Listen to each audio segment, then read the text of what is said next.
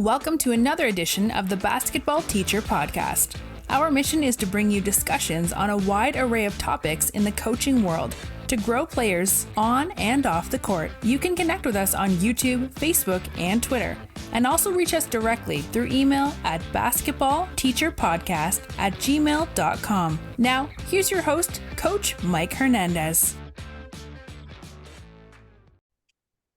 Welcome back, everyone. Thank you guys so much for joining us for another episode. As always, wherever in the world you're listening to us from, whatever platform you're listening to us on, thank you guys so much for the support, the kind messages, emails, all of the things that you've sent the show's way and sent my way. I really, really appreciate it. And I'm so glad that you guys are still finding so much value out of this, and that I've had the opportunity to get to communicate with so many of you and get your feedback and ideas and talk basketball and hoops with you as listeners. So first off, thank you. I sincerely appreciate that. And what we're going to do today is getting back to defense, something I'm super passionate about. If you've been listening to me talk to guests, you know I love talking man-to-man defense. I love getting into the grittiness, so to speak, of playing defense. And I'm really excited to continue that with another conversation with my guest here as we talk about disciplined man-to-man defense. We're going to get into talking about installing that defense, making sure that players know how to play their roles individually correctly,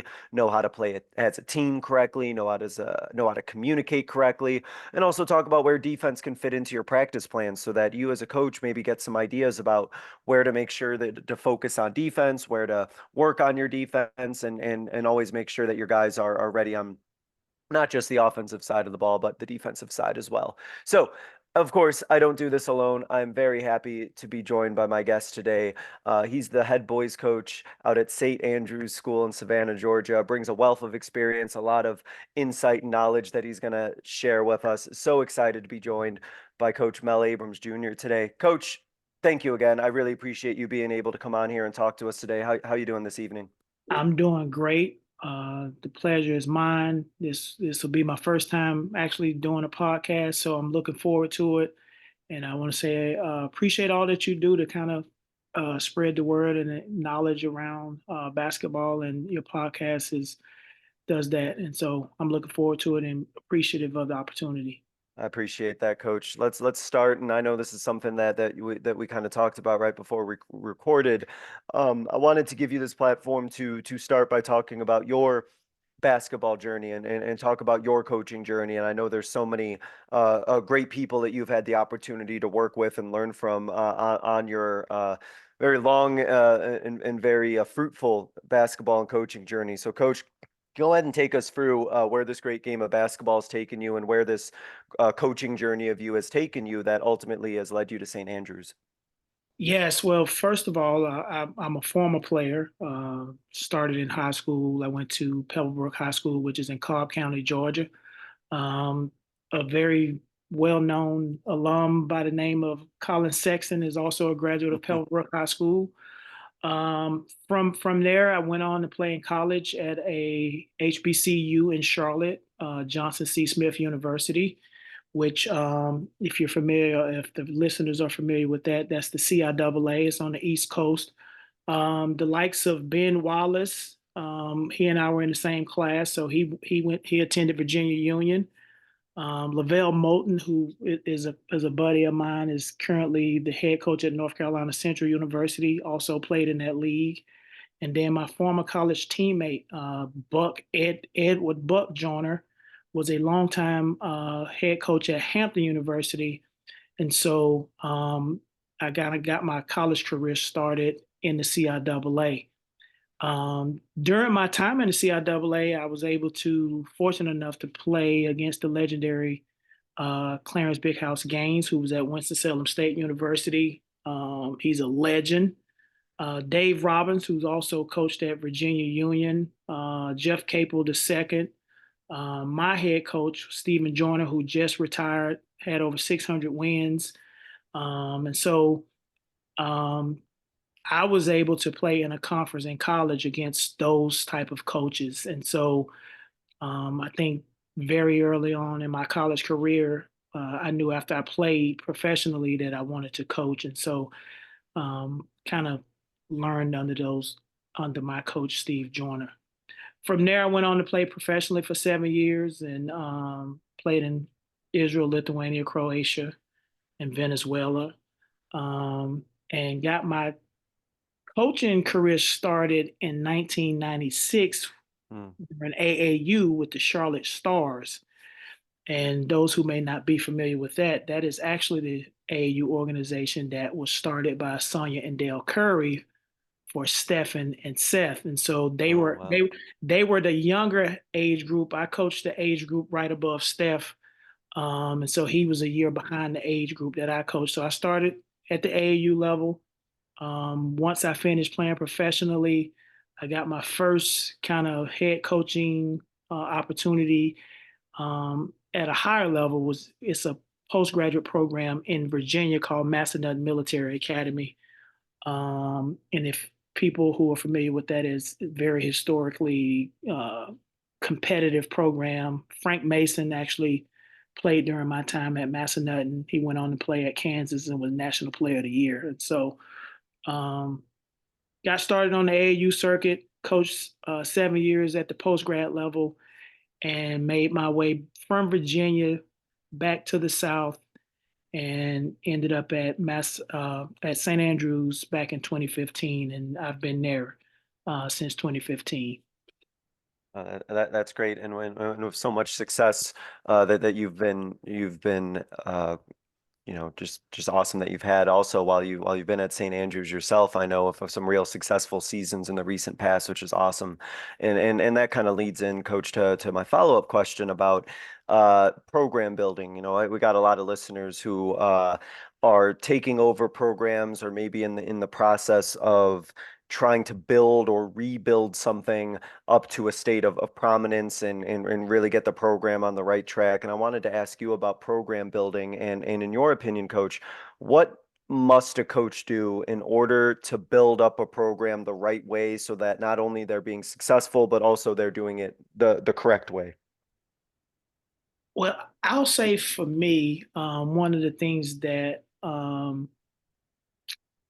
was attractive to the job when I ended up at St. Andrews was the fact that I knew we needed to build something, and so the desire and the kind of the passion to want to build, I think, is important.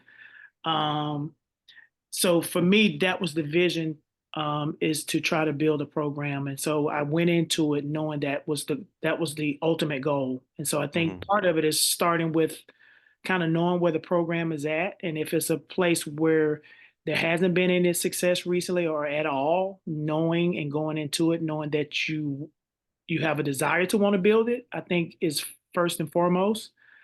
Um, then I would say having a vision to maximize the program. Each program is different. I think understanding the landscape.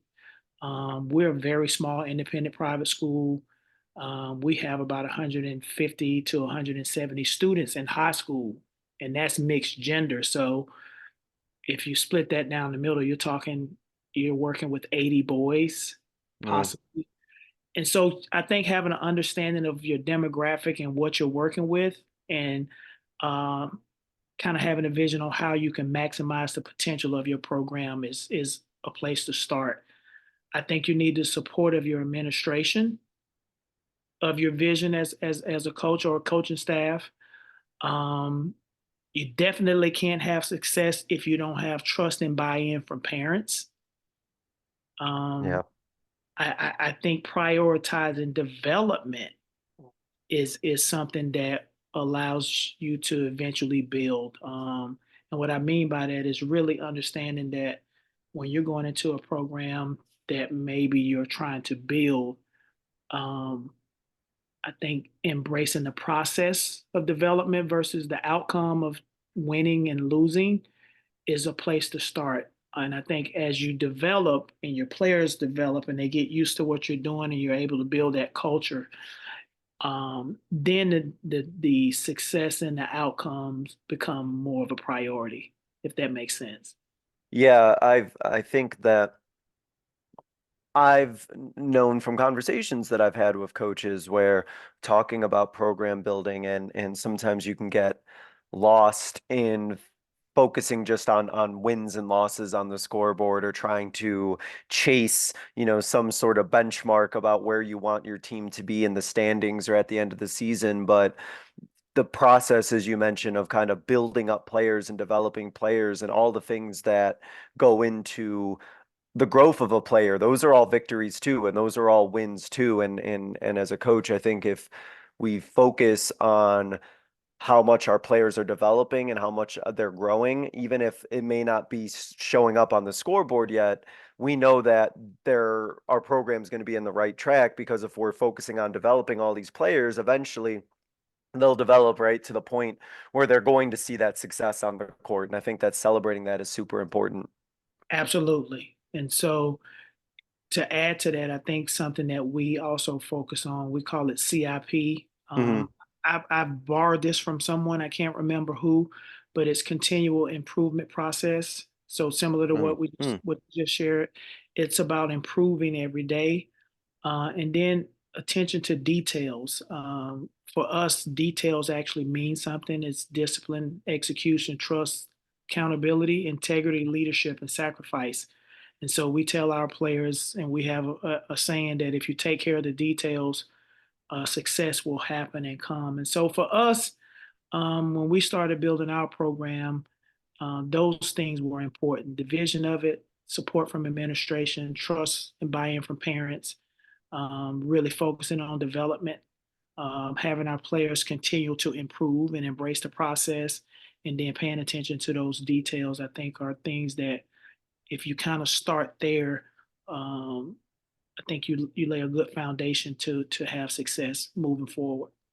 And one of the things that you mentioned that I think is important in that answer is you talk about program building. It's not just players. It's about the building the relationships and building the foundation that you have with your parents, your administration, and building the standards and what the outcomes are you want for those. Because I think that just like with players, how you're gonna, have growth and you're gonna see success and you're gonna be developing them that way. I think the way that you develop the expectations of what you want your relationship to be with admin and what you want the conversations and relationships to be with parents. I think all of those things go into building a strong program in the right direction, not just necessarily the basketball stuff with your players. Absolutely. One of the things I think I said after we won our second state championship is this this is everyone's state championship. This is administration, this is parents, this is the players, because all of those pieces kind of have to work together in order for you to have the success. And if you're building something, I think administration and parents need to be patient. They need to trust and believe in what you're trying to accomplish. Hmm. And, every now and then when you have moments where people may not necessarily see it, when you have the support of that administration and you have the majority of your parents saying, no, we believe in what's happening. We can see it happening. We just got to be patient. All of those things, I think, help continue to push things forward. Yeah, I really like that a lot. 100% agree with that, coach.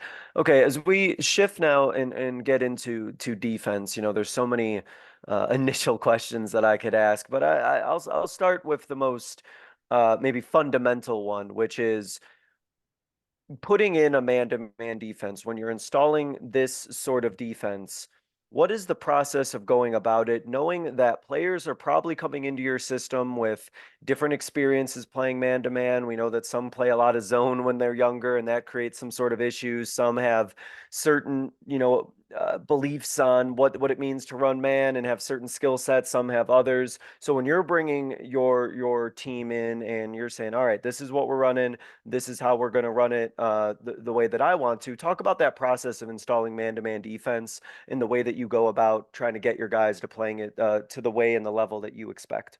Yes, sir. Before I answer that question, I would advise any coach who is at a pre-K 12 school, which is what we are, and you have the opportunity and ability to have your hands and get your eyes on your younger players, especially in that middle school age range. For us, middle school starts in the fifth grade, and so five, six, seven, eighth grade. What we've started to do is kind of try to have some of those principles taught in those grade levels. So by the time they get to high school, it's not foreign to them. Mhm. However, when we have players who may not be a part of our school come in, we start everything with individual evaluation. And what I mean by that, it's um, our first couple of days of practice, we're doing a lot of individual um, defensive drills. We're checking on the conditioning. We're looking at footwork. We're looking at effort. How willing are they individually willing to sit down and guard and give the effort necessary to be able to play defense the way we expect it to be played. So we start with that.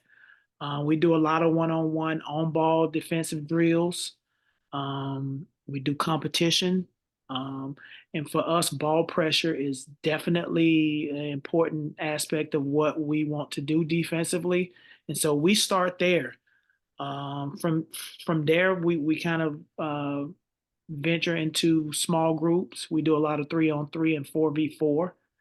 Um, we also work on transition defense in small groups where we emphasize sprinting below the ball and being on the midline. And we do drills. We do disadvantage drills. And so for us, a lot of it initially is really trying to see individually who can sit down and guard and apply ball pressure and kind of maintain um, the principles while guarding on ball.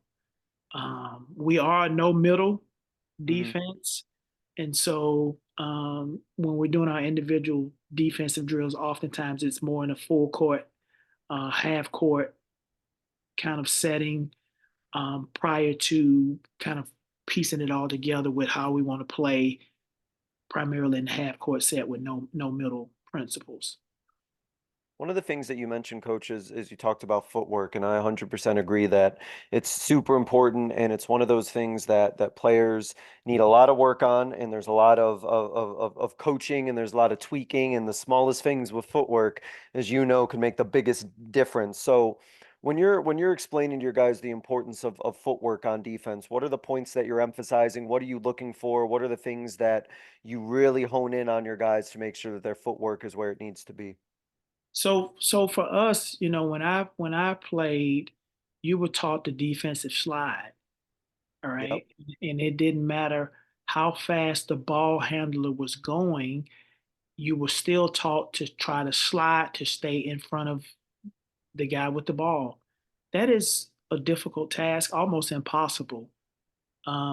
So I want to say maybe 5 or 6 years ago, I think I stole it from Vic Schaefer, who is I think he's now the head coach at University of Texas Women's. I went to a coach's clinic, and he talked about sprinting Mm. um, to cut off the ball, and it was something I had never thought about, and we started incorporating it, and it made a huge difference. So for us, we talk about sliding in small space, but when you're talking about picking up full court, or you're in some type of run and jump, or you're trying to turn the dribbler, um, defensive sliding is probably not going to be the effective way to do that. And so we teach turn and sprint. Sometimes that may be a cross step. Sometimes that may just be a turn, open up your hips, push. But we teach sprinting to cut off your man, and I think that has made a huge difference. And so for us, we're evaluating that footwork. Mhm. If the ball handler is full throttle, wide open, we're telling our guys you cannot try to defensive slide to keep up with somebody who's running full speed. It's not going to happen. Right. So you got to turn and sprint. Um, and then we emphasize really trying to um, contain the dribbler, keeping our head on the ball. And for some of our guys who may not be as quick as some of our quicker guys, definitely arm distance apart, kind of staying in a space where you can kind of get your hands up to contest the shot without getting blown by and beat. And so we say if a guy's inside your fingertips, he's probably too close. But I think the main thing on the footwork, to answer your question, is Mhm. teaching that turn and sprint versus the sliding. That's funny you mentioned about the slides. I mean, that's what I grew up with doing. I can remember those defensive slide drills with the Absolutely. foot fire and then the slide, point and slide and everything like that. Yeah, but that idea too of if you have a guy sprinting that you're going against, you're not going to be sliding against somebody's sprint. No, sir. Um, talk about with man-to-man defense. There's such a balance with being aggressive, but also being smart and playing things the right way. I can think of many players who I coach and currently coach who, they're really aggressive and they border that line between, keeping their person in front and playing aggressive versus trying not to foul or making a cheap reach in or do something like that. And so I want to talk about what goes into your process working with guys where you're making sure that they're playing defense intelligently, but also keeping the proper aggression and the proper pressure on whoever it is that they're guarding. Yes. For us, especially for guys who, some of our younger guys, freshmen, sophomores, who are still adjusting to the speed of the competition, we try to get them to do their work early. And what I mean by that, we really emphasize moving on the flight of the ball, which I think oftentimes put even slower guys in advantageous situations. So for us, we're emphasizing moving on the flight of the ball. Um, we don't play up the line in the gap. We actually play in the gap. When I was at the post grad level, we had 6'8", 6'9" wings. DJ Mm, Foreman, who ended up going to Rutgers, and some of these guys, we would get up the line and kind of play in the passing lane and force you to kind of try to dribble in the gap, and then we would use our length to close the gaps. We don't necessarily have those type of athletes, and so we play in the gap. Um, I think what allows us to be aggressive and not undisciplined majority of the time is we teach that you're not playing defense by yourself. So you're moving on the flight of the ball and you're playing 5 as 1. And if all 5 guys are connected and unified, it allows each individual person, especially on ball, to be aggressive and to apply the ball pressure that we want. Um, when we're off the ball, we're not necessarily aggressive unless you're driving the gap or unless you baseline mm, driving. mm. Um, and so I think the principles that we play by allows us to be collectively aggressive. If we're in some type of run and jump, here again, we're playing all 5 guys as one, everybody kind of being where they're supposed to be, so that if you have a responsibility to cut a guy off or to stunt or to run and jump it, because you're where you're supposed to be, you can be aggressive because everyone else behind you is working in unison with you, if that makes sense. There's a lot, yeah, absolutely. It's a lot of, and because I talk about this with my girls too, about the trusting those that are playing off-ball defense, trusting your help, trusting those that are behind you, and that if they're doing their job, you should be able to get up right on your person, knowing that the help is going to be there, knowing that the trap will be there if you let them into that position, that man-to-man defense isn't done in isolation, that everybody's involved in it, and if everybody does their job, then as I just mentioned, that one individual who's on ball can really get up in them and really get aggressive, knowing that if whatever the situation is, everybody's ready to play it as a team defense and not just a one-on-one isolation type situation. Absolutely, and I think for us, the no middle principles and the philosophy, you we're emphasizing shrinking the floor, sending you to where we want to send you, and if you have a smaller space to guard, I think you can be more aggressive because you're not having to guard as much space. And so, um, we try to minimize ball reversal and allowing you to get to your second and third sides of your action. We feel like if we can minimize ball movement, make you play on the short side of the court, shrink your options, then we can be aggressive in that small space, and your margin for error I think expands because you're not having to guard as much court, if that makes sense. And how long have you, coach, had the no middle philosophy on defense? Is this something that you've had for a while? Is this something that's kind of new to what you're running? How long has this been a part of your defensive philosophy? We have been doing this. I think when Texas Tech made they run in the Final Four. Yeah, a few years Um, ago. yes, it's when they were doing that at a high level. We kind of started doing it. Um, I coached with the guy at Fishburne Military School who did a lot of the Virginia kind of pack line defense. Mm-hmm. And I just always thought that if you could minimize a team's ability to ball reversal, get to their second and third options, it just makes sense that you make it easier for your defense. And so I started thinking, I'm like, when we're on offense, we're wanting the ball to reverse and we want to put pressure on the defense by getting the defense to shift. So defensively, if you can stop the not have your defense shift as much, you give yourself a better chance to kind of make it difficult for the offense. And so just kind of a combination of all of those thoughts and so I would say probably the last 4 or 5 years, we've really emphasized it.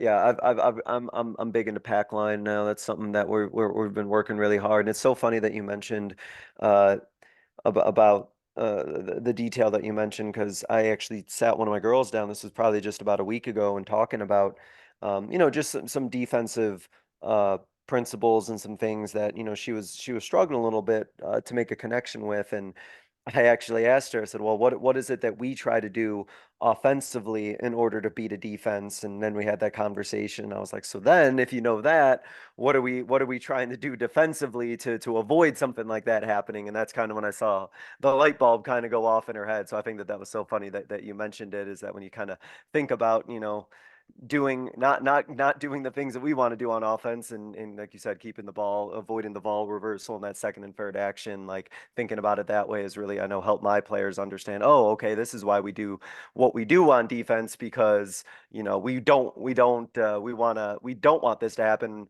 um when if we're on defense and another team runs their offense really well, we know that we're scrambling, or we know that we're all over the place, and we don't want to do that. So okay, we should, on defense, we got to lock in a certain way. Absolutely. And coach, we start a lot of this in our transition defense, which is Okay. is a very important point. I think oftentimes when people think about half court defense, they think about once you've crossed half court. For us, we're emphasizing in transition how you're getting back in transition. We're sprinting below the ball. If your man is further away, we're making sure we're on the midline as you're sprinting back. You're not sprinting back, um, not seeing the ball. And so we try to emphasize, even in transition, loading up and making sure you're in proper relationship to where the ball is, even in transition, based on who you're guarding. And if all else fails in transition, you make your way back to the paint and kind of figure it out from there. In high school, I think you can get away with that, probably at your higher levels with the 5-out spacing and the two-sided transition. Running back down the middle of the court can be probably a little bit more challenging. At our level, that's kind of how we teach it. So we start in transition. Yeah, it's so important that transition aspect, and with that, and even in half court, this is a good opportunity, coach, for me to ask about communication. It's so important. I think coaches, always talk about how they wish their guys, their girls talked more on defense and played more as a team based on the way that they communicate. And so let me ask you about how you're going about making sure that you're teaching communication, that your guys know what to communicate, how to communicate it, when to communicate it. What goes into having a team that can communicate well defensively? Well, first and foremost, we say communicate and not talking. I know some people say talk on defense. We say communicate because we believe there's an intentionality that comes with communicating. You're actually communicating, not just talking. Um, we In our drills, we echo all communication during practice. So even in our offensive drills, we require our players to count how many makes we make. So we do a lot of things that requires them to open their mouth and say something. Um, for us, it's gap. You know, you're in the help. If you're on the nail, we call that the X position. I'm on the I. I'm the low man. We play screen and rolls. We hard hedge them, which we call blue coverage. If we're trapping it, we call it black. And so we're constantly, if your guy's running up to set a ball screen, you know, we say early and loud. So you're calling those screens out. We actually call out skip passes. So in our drills, whether we're shell drilling it, 4-on-4 or 3-on-3, anytime there's a skip pass, everyone that's on defense is saying skip. And so we build in communication throughout practices, even in our drills, to get guys used to having to communicate. And we will remove players from drills and live play and practice for not communicating. And for your guys, how long would you say of a process is that? Because I know in my experience, it's not easy for players to talk. It's something that doesn't, in my opinion, at least it doesn't come naturally to them. It's not something that they're used to. There's a lot of growing pains and there's a lot of process involved with it. How long would you say it really takes for your guys to really get it down to the way that you're satisfied with? How long is this process? Um, it depends on who's returning. Yeah, yeah, that would Um, be true. yeah. So for us this year, we have one senior returning, and he right now is the only person that's communicating. Um, and so we make it competitive. You know, if we split up, we got 2 or 3 teams happening, and we're being competitive. Whether we're shell drilling our principles, we do a lot of, like I said, small games, small team, 4-on-4, um, and you get points on defense. We don't necessarily score offense when we're really emphasizing defense. You get a stop, you rotate properly, you box out, you finish with a box out, and everybody kind of does what they're supposed to do. You get a point for defense, and you stay on defense.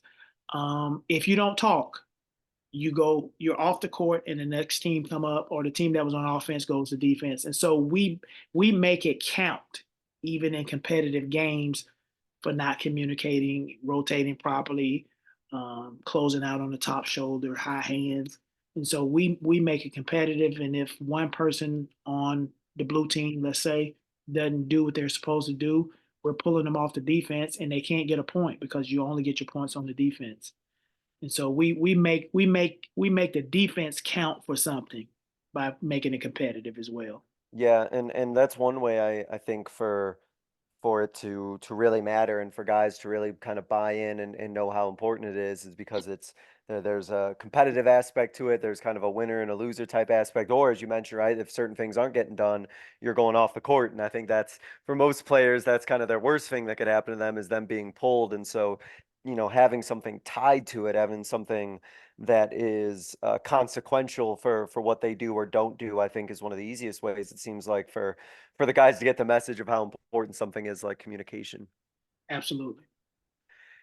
I wanted to use this time then to talk about because you mentioned about practice, and so this is a good time for me to ask you, Coach, about when it comes to your practice planning, and I know that this is potentially will change from where you are in the season, beginning, middle, and end, but when it comes to your practice planning, um, where does intentionally working on your defensive principles, where does that kind of fit into your practice plans as the season is going on?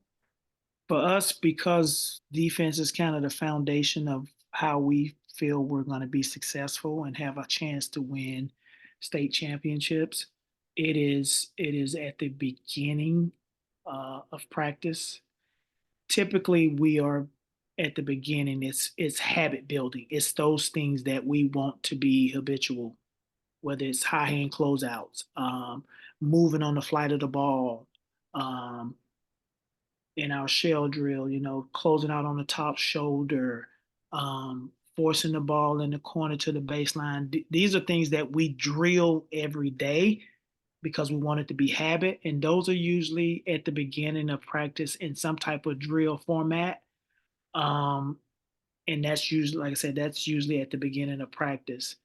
At some point during the practice, like you said, depending on the time of the season, Mm-hmm. definitely going to do some small group, shell drill. We do a lot of dribble handoff, ball screen defense, where we're opening it up and letting the guy through. Um, we'll DHO it right into a ball screen, making sure we're in our proper ball screen coverage. And some of that may be a little later on in the practice. And then disadvantage drills and competition, we typically do disadvantage drills in unison with what we're doing in our transition offense. And usually we'll get into our transition offensive, transition defensive things before we go more of your 5-on-5 offensive defensive sets. And so for Mm-hmm. us, really defense is kind of embedded throughout practice in everything that we do. Right. So yeah, so but a lot of our habit building and really like getting after it is at the beginning of practice. Yeah, no, that definitely, no, that definitely makes sense. And I think that, for those who are listening, one of the things that I'm picking up from what you're saying is how, defense, it's kind of woven into everything. It's not like kind of done in isolation, or it's not really a situation where you're doing much where there isn't a defensive element to it. I think that by having, kind of defense incorporated into a lot of things or almost everything, it keeps it on your player's mind that there's always a defensive aspect, and that it's always important that working on those defensive principles and what your defensive philosophy and having that defensive mindset is important really in like all of these different types of drills and things that you're doing. Absolutely. And so I would say I think the best way to put it is more of your individual kind of habit building is going to be at the beginning of the practice, kind of before you Hmm. start. And then once you start doing your small groups, your 4v4, your 3-on-3, or your 5-on-5, it's still embedded in everything that we do, even when we transition to our transition defense, putting the Yeah. defense at disadvantage. All of that is transition related, but it's still a defensive element to it. And so we kind of keep it embedded without practice, but really going after it with your habit building, a lot of that is happening at the beginning of the practice. Yeah. No, I like that a lot. I think that's great. Um, I wanted to give you another opportunity to maybe talk a little bit about this for coaches who might be a little bit newer, coaches who might not have really thought about this. You've emphasized this a couple of times in some of your answers, Coach, and I wanted to give you kind of almost the platform to kind of stress the importance for coaches to pay attention to their transition defense, and why, Coach, is it so important, do you think, that coaches are being very intentional with what they're coaching and how they're coaching transition defense? Why is this so vital for coaches to be aware of and not overlook? I think you spend more time in transition than you do anything else in basketball. If you really think about it, the number of possessions each team has. For us in Georgia, we now have a shot clock, 35-second shot clock. I would like to see that in every state, and hopefully at some point it will be. But when you think about the number of possessions you now have with the shot clock, a lot of the game is played in transition. And so Hmm. if you can get your players from the time that ball is rebounded or you've scored, and the other team is heading back, if they can shift mentally from offense to where they're supposed to be in relationship to where the ball is at and being in unison, even in transition with their communication, their alignment, their coverage, you give yourself a really good chance to get in a half court set and be solid. And so for us, we really emphasize being able to transition and give yourself a chance to be in position to guard the way we want to guard. Yeah, I know for what it is that we see a lot of, there's a lot of teams that we play against who have very refined and very disciplined transition offense that they're running, that they have very specific looks that they're looking to get to immediately, to score right away, to get into a certain action right away. And I know that for us as a team, as I kind of do a little bit of reflection, there's a lot that I feel really confident in terms of our half court man-to-man defense, and I feel very confident going up against some teams' half court offense. But I also know that a lot of teams, though, maybe they emphasize a lot more that transition up and down aspect, and that's where they're looking to get a lot of their action and a lot of their offense from, is from those first couple reads in transition. And so I know for me as a coach, if we don't have transition defense emphasized, we're going to still be giving up a lot of points or a lot of things that we don't want, just because so many coaches, I think, are really honing in on getting a lot of good looks right away when they're coming out of transition. Not only that, coach, I feel like for us, I believe transition defense and, to your point, teams that are really good at transition reads and quick hitters, also it puts you in a position where you're much more susceptible to offensive rebounds because you're sprinting back and second chance points. And so for us, we feel like if we can get back and force you to play against our half court defense, Hmm. more often than not, we'll win that possession. But if we're playing behind and we're sprinting back and you're getting easy open looks, even if you're missing them at some point, that kind of balances itself out. We just try to eliminate that. We want to get back, get loaded up, make sure we're in communication. 5 is 1, and then we want to make you play against what we got in that half court set, and we feel like we got a good chance if we can do that. Yeah, I 100% agree. I feel like if we can stop that first action, or slow down that transition and just kind of lock into and make it more of a half court game, then I feel infinitely better. So I think we're both in agreement there. That transition stuff it's getting more refined, and it's more detailed, and there's so much happening going on with it now more than ever, that it's such a point to make sure that we can get back on defense, set up what we need to, and get back to our advantage, which to me I feel is playing in that half court defense. Absolutely. We talked about, Coach, a little bit about run and jump, and I thought this would be a good idea, Coach, to ask you about getting into a trap situation. So if you're trying to trap, if you're trying to double team, it's one of those things that we all know, as those of you listening, that there's a science to it, to get the trap where you want, to get that tip, to get that turnover where you want. What are you teaching your guys and talking about your guys about what goes into an effective trap to create pressure and potentially get a good turnover? What's interesting is we don't do much pressing. Hmm. Um, we don't do any zone press. We will pick up full court man and get after you and run and jump. But even in that, we do more stunting than we do jumping. Okay. Really, what we're trying to disrupt you, make you think, have second thoughts, doubts, throw up a mirage, give you this look that maybe this is happening, but that is happening. And we do a lot of that in the full court. And we pick and choose when we do that. If we do get a trap, we really teach keeping hands high, belly up, don't break the glass. We will trap on ball screens, and we emphasize hurting and kind of keeping them in the box, um, more so than pressing down and giving up gaps and lanes for people to get out of a double team. And so we'll soft trap it just to give you a look and to mess with you, and making sure our other three guys on the backside are communicating. And then we really emphasize a pass out of a double team of a trap. We're sprinting out of that trap and we getting organized and we're communicating. And so for us, we do drill that as well. I know some, I see it on film sometimes, and we are actually guilty of it. You got two on the ball is passed out of it. The two that's on the ball turn their heads and they're watching the other three play on the backside. That's a no for us. Hmm. You on the trap, that ball is passed out. The two that's on the ball, when that ball is passed, you're turning and sprinting and getting back Sprinting. to Yeah. find out where you need to help your teammates.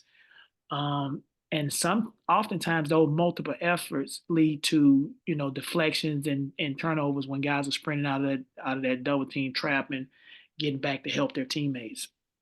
That's such an important part about that sprinting out of there. I can't, emphasize that enough. I've seen it, before in teams that I've coached where we get that double team and they pass out of it and we don't recover quickly enough, and all of a sudden it's 4-on-3, or all of a sudden it's a transition look for them right away because we didn't recover quick enough, we didn't get back quick enough, and that what looked like a great opportunity for us to maybe get a tip or a steal all of a sudden looks like an easy transition basket for them just because we didn't get that initial sprint out of the double team. So I empathize with you there, know what that feels like. Yes, sir. And we do emphasize multiple efforts. So you just it's one effort is not enough. If you're on the ball and you got a good trap, the ball's passed out. What are you doing after that? Are you making another effort to help your teammate come up with a steal or a turnover or secure the defensive possession? And so we emphasize multiple efforts as well. Speaking of which, Coach, I know I get asked about this, and I always get asked to ask my guests about this, about defensive efforts and everything, multiple efforts, like you mentioned. Um, of course, we can do all of this great things on defense of communicating and of playing strong on the ball, but also at the end of the day, when that shot goes up, Coach, we got to get that rebound, and there's a lot of talk and a lot of discussion about boxing out technique, what goes into getting rebounds. Is it skill over will over skill? What are you emphasizing to your guys about they're doing all this work, they're doing all this effort, but they got to secure that rebound? What goes into teaching the art of securing that rebound and making sure that we're not giving up offensive second chance looks? Well, that's a part of our practice as well. That's in the practice plan. We're gonna do rebounding drills. We have this thing called triangle rebounding. Here again, it's competitive. Hmm. Um, we're emphasizing closing out. So one aspect of it is closing out on the shooter. You have to box out the shooter. Then we got two other guys crashing. In our practice, any competition, we give points for offensive rebounds. So offensive rebounds, you get 2 points. So if you're on defense and the offensive team get offensive rebound, they get 2 points. And so anything with competition where you're giving up 2 points because you gave up an offensive rebound, um, it really kind of drills home how important it is to make sure you're boxing out. We say it's more important to box out than to get the rebound. And what we mean by that is if you cannot hold your box out, release, jump, and still come up with the rebound, just hold your box out. Um, we do give points if the offensive team box out. Excuse me, if the defensive team box out, Hmm. ball hits the floor one time, they get 2 points. And Mm. so what's interesting is you'll see in practice the defensive team boxing out and holding their box out. Holding The it, yeah. ball, the ball hits the floor and then somebody comes and grab it and they're getting 2 points. We've actually seen that happen in a game for us where all five guys were afraid they couldn't hold the box out and get the ball rebound. So they held the box out, the ball hit the ground, and one of our guys eventually grabbed the ball. So we do things like that. Some of it is size. If you 6'11" and the guy's 6 feet, it may be difficult. But what's interesting is the way we teach and how we emphasize it's better to box out than to try to rebound it or box out over rebound. We've seen some of our smaller guys get over the back calls or box out bigger guys because they're holding the box out instead of trying to hold the box out and out jump somebody that they can't out jump. Does it always work? No, but for us, it's something that we practice. We don't practice anything. Anything we want our players to do, we make sure it's incorporated in practice because we can't expect them to do it if it's not something we're It's got to giving them. translate Yeah. directly to what you want to be doing on the court during a game. And we work on free throw box out. We do one-on-one. That's yeah. We'll do, put everybody in the shooter. Here again, it's multi-layered. If you make your free throw, you get a point. We even give a point to the offensive team if they get a They hand on get the ball. mm, Really? So Yeah.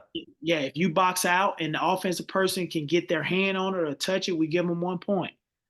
And so here again, we're really like, you got to box out. Well, he didn't get the rebound, coach. He got his hand on it, and we're giving him a point. And so we just found that those are ways, creative ways in practice that you emphasize and drive it home that gives us a chance of it happening more likely in a game.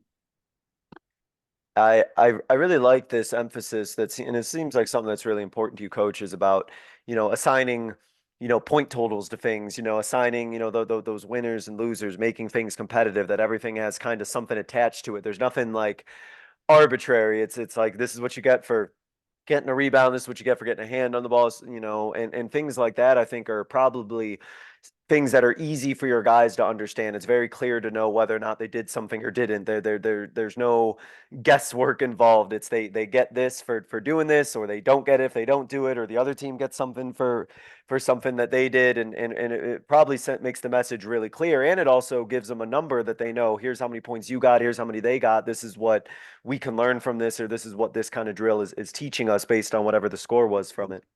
Yes, and here's the thing with teenage boys. They're keeping score whether you are or not anyway. So why not just go ahead and make it something?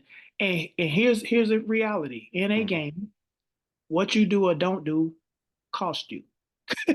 Yeah, yeah. It's either going to benefit your team or it costs your team. And so we try to make sure that they understand that everything you do or don't do on the court is either going to help your team or it's going to hurt your team. Yeah, yeah. And Everything has there's a consequence to everything, good, yes, bad, sir. or otherwise. There's Yes, always sir. going to be something that happens from it. No, I like that a lot. Coach, before we hit our concluding segment, I wanted to ask you about the things that you are seeing run offensively against you. So teams probably know you're running a man to man, or and the no middle principles, and they're game planning for it. They're trying to figure out a way to kind of beat that. What are you kind of seeing, and what would you maybe say to coaches if they're trying to really go man to man, that they should be kind of watching out for, looking for, that teams are going to try and get into in terms of the action offensively? Uh, I say for us, I think sometimes the dribble weave can Mhm. be complicated to guard, especially with the dribble in the gap and the toss behind where the guy kind of circles behind and it's a little bit of a pitch for a shot.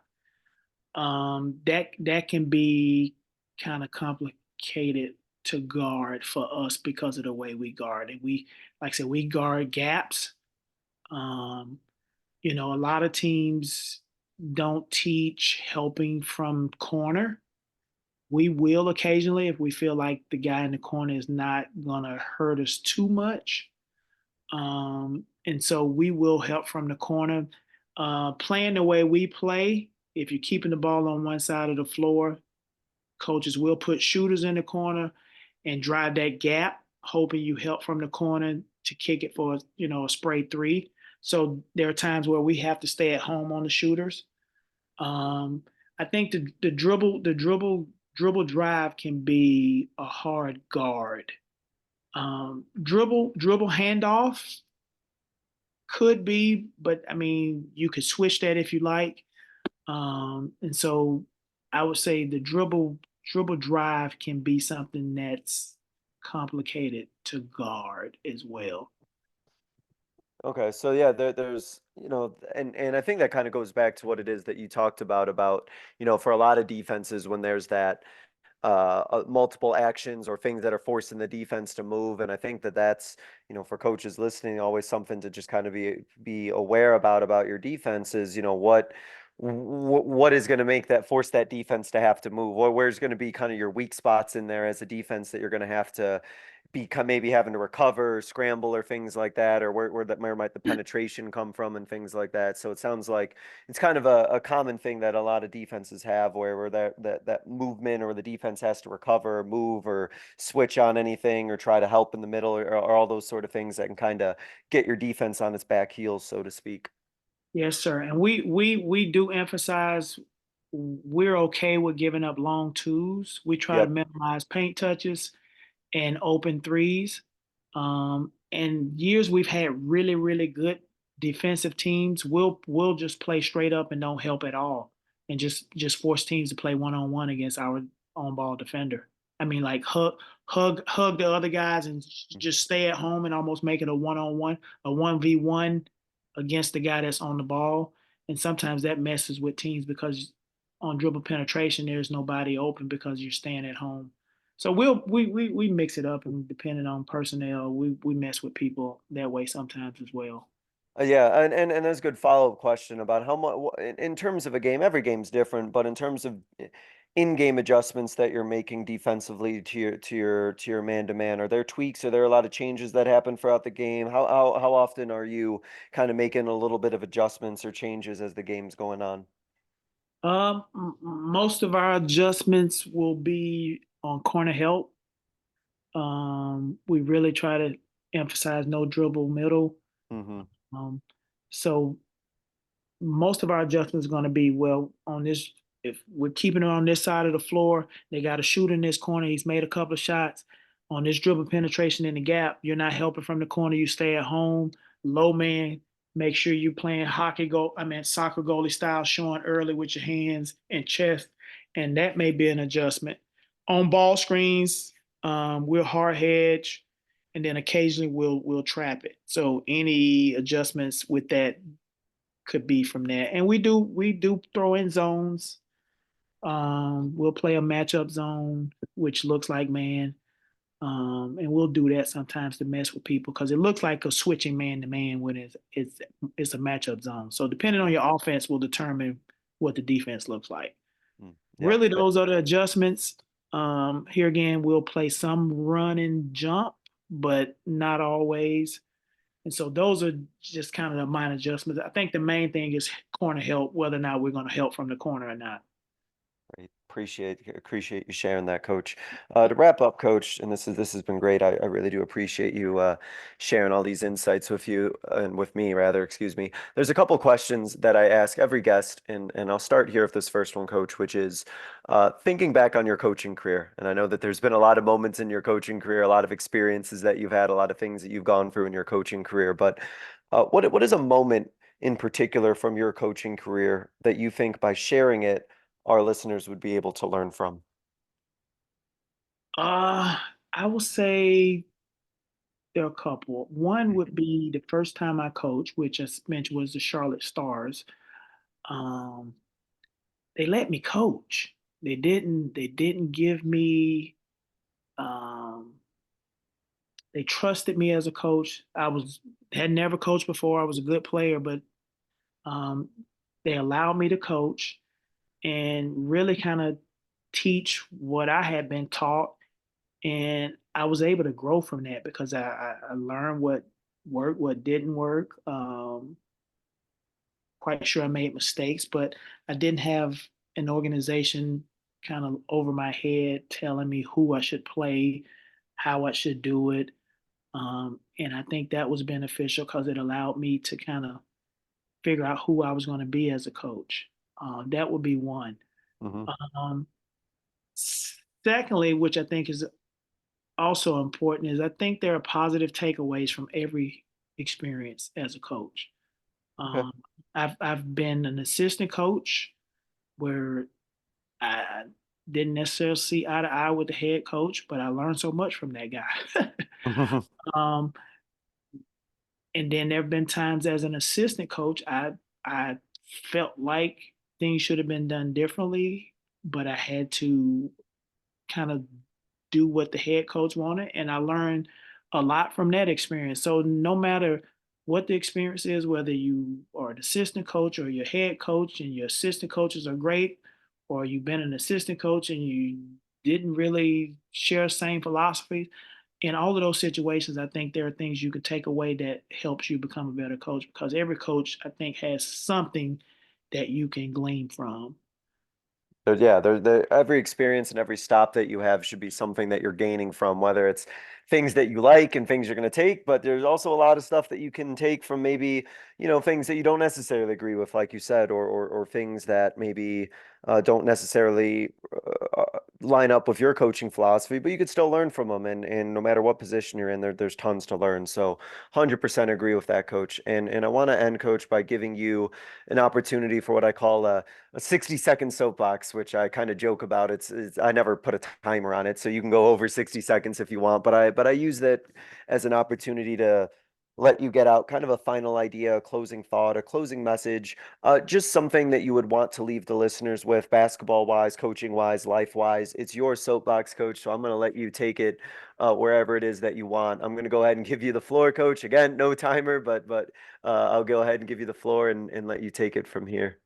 So there are a few things I would say. I said for those who are listening, who are assistant coaches, be the type of assistant you would want your assistant to be for you. I think that is huge. I'm a huge believer in you reap what you sow, what you put into um, what you put into it, you will get back. So for those assistant coaches, even if you desire to be a head coach, if you're in a situation where you know if you were the head coach, you would do things differently. It's okay that you feel that way and think that way, but I think there's value, and I think you will get back what you put into it. Be the type of assistant coach you would want your assistant to be for you. Mm. Say prioritize development and IQ over winning, especially at the youth level. Our first grade, second grade, I believe all the way up until you get probably the sixth or seventh grade, I think development should be the priority. When you look at our counterparts, our European players, and some of these young people, I played in Europe. The development and the amount of time they spend on developing their craft is so valuable. Yeah. And I will say, as coaches, we remember, especially at the high school level, that we are educators first and foremost, and we're building people, young people. And at the end of the day, what we do should be at the foundation of everything we do. We're coaching basketball, but we should be using basketball to build young people, especially at the school level basketball. I think that is huge. Remember that we're educators and we're building people.